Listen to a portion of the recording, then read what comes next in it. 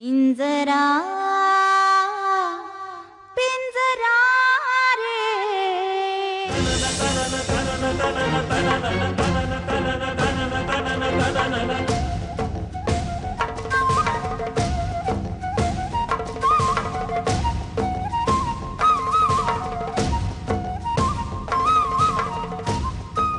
देवा, छापा पडला तर हे मूल वीरचंच आहे, अजाणतेपणी झालेलं.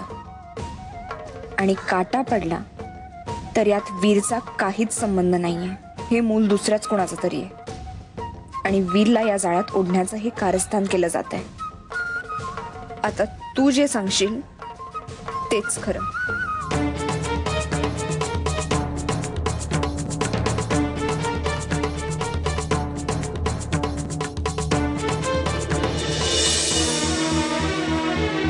म्हणजे तुझं म्हणणं असं आहे की मी ती डीएनए टेस्ट करूच नको? ऑफकोर्स.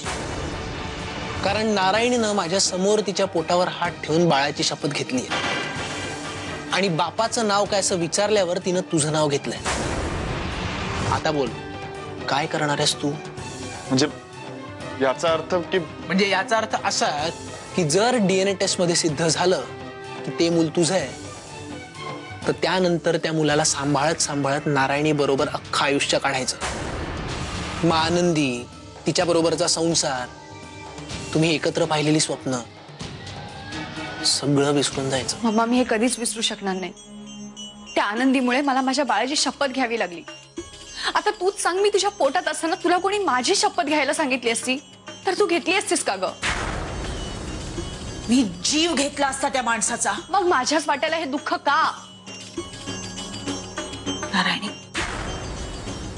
तुझ्या वाट्याला आलेल्या प्रत्येक दुःखाचा, प्रत्येक अपमानाचा हिशोब मागणार आहे मी त्या पोरीकडून. मी ना आनंदीच्या बाजूनी बोलतोय ना नारायणीच्या बाजूने. मी फक्त जन्मालाही न आलेल्या त्या मुलाबद्दल बोलतोय रे. तुझा आहे का नाही याही पेक्षा नारायणीच्या पोटात एक जीव वाढतोय हे महत्वाचं नाही वाटत तुला? त्या बाळाशी माझा काय संबंध आहे? माणुसकीच्या नात्यानं पण नाही. बरं मला एक सांग, उद्या जर सिद्ध झालं की ते बाळ तुझं आहे, अजाणतेपणी का होईल, तर तू काय त्या बाळाला मारून टाकणार आहेस? कबीर, बघ, मुळात नाही या सगळ्या जरतरच्या गोष्टी आहेत. आपण या सगळ्या चर्चा का करतो ना तेच मला कळत नाही. माझ्या आनंदीचा माझ्यावर विश्वास. काय सारखा आनंदी आनंदी लावलाय रे? हा, तिला पुरुषांचे प्रॉब्लेम्स नाही कळणार. आणि मला एक सांग, तू जेव्हा तिला सांगशील की नारायणीच्या पोटात जे मूल आहे ते तुझं आहे, तेव्हा ती काय तुला समजून घेणार?